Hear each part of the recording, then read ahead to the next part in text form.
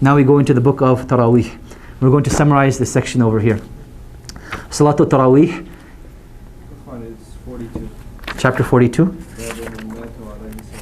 Fantastic. Jazakallahu khair. Fantastic. So whoever died and he ought to have observed Sawm, can somebody else observe fast for him instead? Al-Hasan said, if 30 men observe fast one day on his behalf, then it will be sufficient. Narrated Aisha radiallahu anha, Allah's Messenger sallallahu alaihi wasallam said, whoever died and he ought to have observed fast and missed the fast of Ramadan, then his guardians must observe fasting on his behalf. His guardians must observe fasting on his behalf. So that was what we were talking about. Now we get into the book of... Yes? So what about the secret? Like my mom, she sometime nowadays even she forgot to take her medicine. Yeah. So during the Ramadan, like if she skipped fasting, so feed people poor for one day. So is it like after Ramadan? Did you catch the discussion or did you just walk in? No. I heard that. Okay. So is feed the people like how I calculate the feed poor people like one day? Is it like one meal or 3 meals? Or No, it's 1 meal per day. 1 meal per day. So what I would actually advise is that find a masjid that does iftar and just sponsor like one iftar day. So you only have to feed 30 people. It's not necessarily poor, right? No, it's not necessary to be from the poor. It's not necessary to be from the poor. It can be anyone, but you just have to feed 30 people. Yeah. It's better to be if it is from the poor, obviously, but it doesn't have to be from the poor. And Allah subhanahu wa ta'ala knows best. Tayyib, the book of Taraweeh. Let's summarize this section over here. Taraweeh is a synonym for tahajjud. It is a synonym for qiyamul layl, right? Certain madhahib do differentiate between the three. However, from the aspect of the sunnah, they generally seem to be the same. The only difference being, do you actually sleep before or not? But does it affect the prayer itself? It does not. So now, the Prophet ﷺ, in the month of Ramadan, he prayed with his companions for 2 nights. And then on the 3rd night, he did not pray with them. They asked him, Ya Rasulullah, why did you not pray with us? He said, I fear that it would become an obligation upon you. During the time of Umar ibn al-Khattab radiallahu anhu, what is authentically established, he appointed Ubay ibn Ka'b to lead the people in salah. What is differed over is the actual number of rak'ahs that they prayed. You find some of the scholars of hadith argue that they prayed 8, 11 or 13. You find the scholars of the madhahib, they argue that they prayed 20 or more. What is the foundation in terms of Salatul Taraweeh and Qiyamul Layl and Tahajjud? Aisha radiallahu anha, she says, the Prophet ﷺ never prayed 11 or 13, more than 11 or 13 rak'ahs inside of Ramadan or outside of Ramadan. What is the point over here? Is it the number that is focused on, or is it the quality that is focused on? It is the quality that is focused on. Abdullah ibn Abbas radiallahu anhu, Hudayfa ibn al-Yaman radiallahu anhu, he said, I prayed with the Prophet ﷺ Qiyamul Layl. We read Surah Al-Baqarah, we read Surah Al-Nisa, we read Surah Al-Imran. In another narration, after Surah Al-Imran, we read Al-Ma'idah and Al-An'am as well. That's like 8 juz in one night, right? So that's like the type of prayer that the Prophet ﷺ is praying. So now, what should we do? We should do what we are actually capable of. So if you're praying by yourself, elongate it as much as you can. Elongate it as much as you can. If you're praying in the congregation, pray with the congregation as long as you can. There is this big misconception in the community that, you know what, I can leave after 8 rak'ahs. This misconception is based upon misunderstanding of the hadith of Aisha radiallahu anha. The Prophet ﷺ prayed long rak'ahs, that's why they were few in number. There is an extra ajr of praying with the imam from the beginning to the end. The Prophet ﷺ, he says that whoever prays with the imam from the beginning to the end, he will get the reward of praying the whole night. So if your imam is praying 8, pray 8 with him. If your imam is praying 11, pray 11 with him. If your imam is praying 20, pray 20 with him. Realistically, if you're from like Tunisia or Libya or a Maliki country where they may even be praying 36, pray 36 with them. You want to get the ajr of praying the whole entire night. That is what you get with praying with your imam. Now, can a person be selective? So for example, I know over here they're praying 11, but if I go to the Northwest Musalla, they're praying 20. So what I would suggest is, be selective only on certain days. It is encouraged to pray in your local mosque. So pray in your local mosque as much as you can, or you have a reason to be somewhere else, you can pray there. Yet you'll notice on certain days, you're extremely tired, you have to go to work early, then you can take the concession, go to another masjid. But the asl should be that you're praying in your local masjid. The asl should be that you're praying in your local masjid. Last point I want to mention over here, is it something that's worth fighting over? I hope you understood. No. It should not even be a topic of discussion. If Sajjad wants to pray 20, I want to pray 8, he wants to pray 36, we're all within the realm of acceptability. There's nothing wrong with that. The only issue that comes into play is the issue of the witr prayer, and that's like a bit of a separate issue. The witr prayer should be the last prayer of the night. So if you're going to pray your witr prayer in congregation, you should not be praying any more prayers after that. You sleep all the way until Fajr at that time. However, if you happen to wake up and there's a lot of time and you want to pray, then you have to make up that witr prayer again at the end. You have to make up that witr prayer at the end again. Some of the scholars even mentioned that you have to pray another 1 rak'ah to make it even first. Then you pray your qiyamul layl, and then you pray your witr on top of that. To avoid all of this ikhtilaf, make it very easy upon yourself. Leave your witr prayer till literally just before your suhoor time. Pray your witr, have your suhoor, go for fajr. That is the best thing to do if you're able to. If you want to, or if you know that you're not going to pray anymore at night, pray your witr in congregation, and there's nothing wrong with that as well. 1 second. The last thing I'll mention is the dhikr that is said after the witr prayer. A lot of people, after they finish praying their witr, they will say astaghfirullah, astaghfirullah, astaghfirullah. This is only said after the fard prayer. It's not said after the witr prayer. The Prophet ﷺ specifically taught us to say Subhan al-Malik al-Quddus, Subhan al-Malik al-Quddus, Subhan al-Malik al-Quddus, Rabb al-Malaikati wa-Ruh. You'll find this in Hisn al-Muslim. That is what should be said after the witr prayer. Go ahead. So what if you go on Musalla, right? Where the first 8 rak'ahs is nice and like you enjoy it. Yeah. Then the rest of the 12, whatever it is, it's just so rushed and it just feels like a chore. You're just standing there. You know what I mean? You have no khushu or anything like that. Right. Do you recommend staying in this situation? Stay, because the hadith is explicit. That whoever prays with the imam from beginning to end, he gets the reward of praying the whole night. But that is a valid excuse not to pray in that musalla anymore, by the way. So if you find a place that prays better and you have more khushu, it's better for you to go there. Go ahead.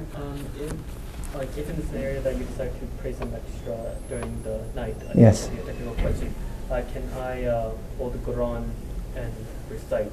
Fantastic question. Yes. Because I haven't memorized all of it. Very good question. Yes, the answer to that is in your fard prayers, you're not allowed holding the Quran or the Mus'haf to recite from it. However, in your sunnah and your nafil prayers, which Taraweeh is from, you can hold the Mus'haf and read from it. So what should you do? You can hold it in your hands, there's nothing wrong with it. You can put the bookmark in it when you have to close it, when you're going down for ruku and for sajda. You can fold the page, you can keep your finger inside the Mus'haf, whatever is easier for you. People think, what if I'm going down for sajda and the Quran touches the floor? Your intention over here is not to disrespect the Quran. However, if you have one of those folding tables in front of you like we have over there, it is better to put the Mus'haf on that when you go down for sajda so that the Quran does not touch the floor. And this would be considered ta'zeem of the Sha'air-illah, which is very, very good. So it's a very good question. Jazakallah khair. Yeah. Is there any specific amount of ajza or verses? Like for example, when I used to live in the Northeast, some of the masajid there, when they prayed Taraweeh, was maybe like 2 or 3 ayahs. Right. Right. You know, and it was very rushed. You know, and then everything is over in an hour or so. And in other masajid, they're very slow in their qira'ahs. You know, they might recite a juz' or juz' and a half a night. Right. So obviously not everyone can stay for a juz' and a half. Right. You know, and some people want to stay more than 2 or 3 ayat per rak'ah. Right. What is there any... You establish your own congregation where you establish the middle prayer. So I am being serious. No one says you have to pray Taraweeh in Jama'ah. Yes. No one says you have to do that. But let me explain this. So now we have the hadith of Jibreel radiallahu anhu, the hadith of Jibreel where the Prophet ﷺ used to complete the Quran with Jibreel every Ramadan. So the scholars use this as a proof that the Quran should be completed every Ramadan. Some of the scholars took this hadith and said that the Quran should be completed in Salatul Taraweeh. Is this mandatory to do? No one has ever said that it is mandatory. It is a good thing to do. Yes, it is a very good thing to do. However, the asal in Salatul Jama'ah is that it should be easy for the people. So now, where do people get the 3 verses, the 3 ayat from? That, you know, the minimum that you should read is 3 ayat in a rak'ah. They said that the shortest surah in the Quran is 3 verses, and therefore the least amount of Quran you should recite after Fatiha, if you're going to recite, is the 3 ayat. That is why they have the 3 ayat. That's where it comes from. Is there a recommended amount? There's no particular recommended amount, but you should know your congregation and you should know your circumstance. You know, to try to finish a juz and a half every single night in the summertime, I think is abusive from 2 aspects. Number one, you're going to abuse the people, and greater than that, you're going to abuse the Quran. Because the only way you're going to read a juz and a half every single night in Ramadan in Salatul Taraweeh is if you're literally zooming through it. And subhanAllah, there's so many videos of, like, you have the Turkish Imam, if for those of you that saw it. They literally beat him up for how fast he was reciting, right? That's how bad it was. There's another video I have of a subcontinental Imam. I'm not going to mention the country because someone might find it offensive. But literally, this guy is reciting so fast that even in slow motion, I couldn't make out what surah he was reading. And only when he said, وَلَضَّالِينَ at the end, that's when I forgot it was the Surah Al-Fatiha. It shouldn't be like that, right? You shouldn't abuse the Quran. The point of Taraweeh is not to finish the Quran. The point of Taraweeh is to get closer to Allah subhanahu wa ta'ala. So if a person reads one page and a rak'ah, that's perfectly fine. Half a page, that's perfectly fine. If your congregation can do more than that, that's perfectly fine. But keep the congregation in mind. We should not be keeping them up all night so that they're unable to pray Fajr and they're not able to fast properly and they're skipping work and they're lackadaisical at work. Ramadan is a way of life. It's not just, an act of ibadah in of itself, right? So it shouldn't change the way that you act. In fact, Ramadan was the month that the companions fought battles in. It was the month that they strived extra hard in, right? You were not meant to become lazy in Ramadan. So if you're staying up extra late and it's preventing you, then you shouldn't do it. So now, if you find a place that prays accommodating to your schedule, that's perfectly fine. I don't see anything wrong with that. But the Quran and the people should not be abused. The Quran and the people should not be abused. The last section of Taraweeh is the night of Qadr, Laylatul Qadr. Laylatul Qadr is obviously a topic that is differed upon. What we know for a fact that it is in the last 10 nights. The majority of the predecessors, they assumed it to be on the 27th night. However, there's a valid difference of opinion on two things. Number one, is Laylatul Qadr the same night every single year? And number two, is the fact that Laylatul Qadr, it can be any of the last 10 nights of Ramadan, and it has any of the last 10 odd nights of Ramadan, and not necessarily the 27th. So what you want to focus on is that, yes, focus on the 27th night, pay a little bit extra attention, but you should be giving that extra attention to all of the odd last 10 nights. Particularly in the last 10 nights, pay extra attention to your ibadah, in reading Quran, making dua, doing dhikr, than you would in the first 20 days of Ramadan. Now the last section we will be covering, and please excuse me, I know we've gone over our time, is the book of i'tikaf. The book of i'tikaf. I'tikaf is something that is recommended to do so. The Prophet ﷺ used to keep the last 10 nights as i'tikaf in the masjid, and in the last year before his death he kept 20 nights of i'tikaf in the masjid. So what this shows us is that you can keep i'tikaf outside of the last 10 nights of Ramadan. It is permissible to do so. So how do you decide where you can keep i'tikaf? I'tikaf can be kept in any masjid that offers the Jummah prayers. I'tikaf is kept in any masjid that offers the Jummah prayers. In our day and age, the masjid is more than a masjid. So you'll find a masjid will have a kitchen, it will have an office, it'll have a library, it'll have a whole bunch of things. So the part where you want to stay at is the part where the salah is actually prayed. The salah was actually prayed. You can go to other places if there is a need for you to do so. For example, you need to take a shower, then yes, you can go take a shower, whether it be in the masjid or somewhere else, but you need to come back right away. You're in the masjid, there's no food whatsoever, you're really hungry. You can leave the masjid, go and get some food and come back. You can go and get some food and come back. What should not be done is that i'tikaf cannot be made in one's houses. So there's an opinion from one of the madhahib, and I feel bad that we really abuse this madhab, subhanAllah, but it's the reality of the fact that the Hanafi madhab did allow women to make i'tikaf in their houses. But there's no proof for this. And it's not something that should be laughed at. I know it's a natural laugh, but it's not something that should be done. There's no proof for this whatsoever. The Prophet allowed the i'tikaf in the masjid only. Likewise, how about if you're making i'tikaf in a place that doesn't have Jummah prayer? You cannot make i'tikaf in that prayer place either. Now there's a difference of opinion. What if that property is not owned and is only rented? Does that still qualify as a masjid? As a modern day circumstance, I believe yes, it still applies as a masjid. In the past, masajid were awqaf. They were considered a waqf for the community. In this day and age, as long as there is Jummah prayer and the 5 daily prayers, then it would be considered a masjid, and it is permissible to make i'tikaf. And yes, it can be done in any nights of Ramadan. It should particularly be done in the last 10 nights of Ramadan. And what if you cannot do the whole of the last 10 nights? Can you just do some of the nights? Yes, you can do just some of the nights. What if you can only do a portion of the night? Can you do just a portion of the night? Yes, you just do a portion of the night, but it should be done properly. That portion of the night, You shut off your cell phone. You're not checking your emails. You're not checking your internet. No text messages. Completely dedicating it to ibadah. Reading Quran, making dhikr, praying, learning, attending halaqat, whatever is going on. That is what you should be doing in the book of i'tikaf. When does it start from? It starts from the night of the 21st. It starts from the night of the 21st all the way till the end of Ramadan, till the announcement of Eid is made. Allahu alam. Now, questions on i'tikaf or taraweeh. Go ahead. For i'tikaf, let's Yeah. say you need to work from Yes.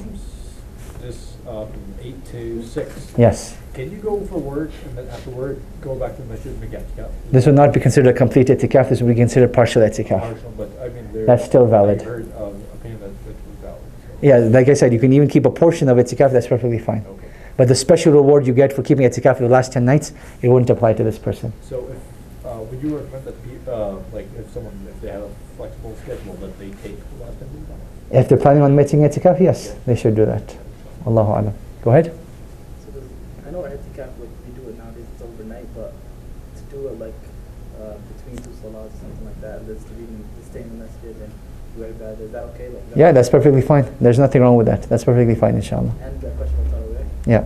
like when the imam is done his prayer, Yeah. and he's in the tashahhud, you can get up and like do another rak'ah, and then so you can pray later on in the night if you're going to be like. Yes, you can do that. That's perfectly fine. That's a very good point. So when we're talking about the witr prayer, so if a person knows that he's going to pray after the imam has finished his witr prayer, then he does not make salams with the imam in the witr prayer, but rather he gets up and does one more rak'ah, makes his own salam, and then he can continue praying. Jazakallah khair for that. And also, I heard there's an opinion that witr actually does not have to be the last salah. Like if you pray witr, like let's say like Umar Khattab, I think he used to pray witr before going to sleep, and then he used to wake up because he knew like sometimes he didn't like just so he could get the ajr of praying like qiyam al-layl or something like that. So he used to pray witr, and then if he would wake up, he would pray like 4 rak'ahs, 6 rak'ahs, 8 rak'ahs. So it's not prohibited to do so, but it's not recommended to do so. The Prophet clearly said, make the witr prayer the last prayer of the night. Now that's an explicit text. Opinions and proofs for the other side, I think. Like As far as I know, there's no difference of opinion. So with the action of Umar ibn Khattab radiallahu anhu, is that he feared that he wouldn't be able to wake up, and that is why he prayed his witr prayer. He woke up and then he prayed other prayers, but then he would pray his witr prayer again. So that's the exception to our discussion. It's not the general rule. Wallahu alam. Anything else? You're just stretching? So that means you can pray with it 2 times, like if you. Yeah, so you're going to pray witr a second time, but like I said, the scholars actually said you have to cancel out your first witr prayer by praying an extra rak'ah to make it even, and then you'll pray the witr prayer at the end of the night. Okay. Wallahu alam. Khair? Go ahead, Furqan. Sorry, with the prayer, it's still a head scratcher to me. Like, so pretty much after you finish the dua and everything, after you give salams, we get up. That's it. If you know you're going to pray again. Okay. Only if you know you're going to pray again. Okay. If you're not sure, then you make salams with the imam, that's perfectly fine. Okay. Allahu alam. Go ahead. Making qunut on Ramadan. Yes. Tarawih. This was part of the sunnah. So, I mean, that's an interesting discussion. The Shafi'i madhab, they considered it only in the last 15 nights or only in the last 10 nights, and it wasn't every single night. Something that we know for sure is that qunut should not be made every single night, because the Prophet ﷺ did skip qunut on certain nights. So it is a part of the witr prayer, but it shouldn't be done every single night, just so that people don't think it's obligatory. Number 2 is that the Prophet ﷺ used to keep the dua of qunut very, very short. You know, from Allahumma hdina fi man hadayt, all the way till the end, nastaghfiruka wa natubu ilayk. That was the dua of qunut. Adding on everything extra is permissible to do so, but it should not be prolonged. Like, you know, certain qunut du'as are like 30 minutes long. Yeah, that's like very excessive. Keep it short and simple to the point, and it shouldn't be done every single night. Allahu alam. Go ahead. this is another question on qunut. Yeah. You know the people who follow the method that it should be done in Fajr and this Fajr. It should be Yes. done in Fajr. Yeah. Like praying behind them. That's perfectly fine. It's a difference of fiqh. It's not a major issue. Allahu alam. Going once, going twice. Allahu Akbar. 3 hands went up. These are the last 3 questions. Let's start off from here. So raising the hand for Qunut. qunut, Yeah. like before going to No, I'm talking about raising like with prayer. Like how they raise. Oh, so okay. So how should the witr prayer be prayed? Let's do that quickly. So according to the Sunnah, there's two ways that the Prophet taught us to pray witr. Way number one is that you will pray 2 rak'ahs by 2 rak'ahs, and you'll make salam after each of the 2 rak'ahs. So for example, witr can be prayed 1, 3, 5, 7, 9, 11, as much as you want, right? So in that situation, you pray 2 rak'ahs by 2 rak'ahs by 2 rak'ahs, making salam after each of them. The other way of doing it is that you will pray all of those prayers, meaning 3, 5, 7, and not have the jalsat in them, except for the last one. So you won't sit for tashahud. You will not sit for tashahud. Those are the two ways that we've been taught according to the Sunnah of the Prophet ﷺ. The Prophet ﷺ explicitly told us, do not make your witr prayers like Maghrib. Do not make your witr prayers like Maghrib. So Maghrib generally is, Maghrib is 3 rak'ahs, and witr generally speaking will also be 3 rak'ahs. The Prophet ﷺ used to pray, Sabbih isma rabbika al-a'la, Qul ya ayyuhal kafirun, and Qul huwallahu ahad in the 3 rak'ahs. So you can either do way number 1 or way number 2. In the Hanafi madhab, they do it a bit differently. In order to be different from Salatul Maghrib, what they do is, after the second rak'ah, when they get up, they will recite Surah Al-Fatiha, they will do the takbirah, and then they will do their own qunut at that time, which is a silent qunut, right? So that is how the Hanafi madhab prays. This prayer, while it may be valid, is not according to the Sunnah. So if you're going to be praying, try to pray according to the first two ways. If you're praying in congregation, that is how your imam is praying, then that's perfectly fine, and Allah subhanahu wa ta'ala knows best. But that extra takbirah is not from the Sunnah, but it is justified because they want to make it different from Maghrib. Wallahu a'lam. Sajjad? Taking your phone and whatnot, does it defeat the purpose of it? Like this? Yes, I would believe that it defeats the purpose if you have internet on it. So if you're checking your emails, you're checking Facebook and Twitter and all that stuff, it defeats the purpose of it. It's meant to be seclusion. However, if you're using your phone to recite Quran, using it as an alarm clock, then for that purpose it's perfectly fine. Wallahu a'lam. Islamic lectures, are they okay? Yeah, that's fine. If that's what you're using it for, To watch that's perfectly fine. But that literally is what you should be using it for, like nothing else. Last question for the night. Just for a woman who was breastfeeding. Yes. So if she want to make a siyam for the 30 days of Ramadan. Yes. So it should be successive? No, it doesn't have to be successive. It can be made up any way that is easy for her, inshallah. Yeah. Khair, we'll conclude with that. Subhanakallahumma wa bihamdik, ashhadu an la ilaha illa ant, astaghfiruka wa atubu ilayk. Jazakumullah khairan for your attention. Inshallah, the halaqat will resume after Ramadan. If you guys have any suggestions in terms of what you would like to see at the halaqas, please let me know. Some short announcements. Friday halaqa this week at Edmonton Trail is going to be how to have a nutritious and healthy Ramadan with myself and a professional doctor, a general practitioner. So if you're interested in getting more guidelines on that, you can attend Friday night. It's at 8:30 at Edmonton Trail. Saturday is a jam-packed day. We have a lot of events going on.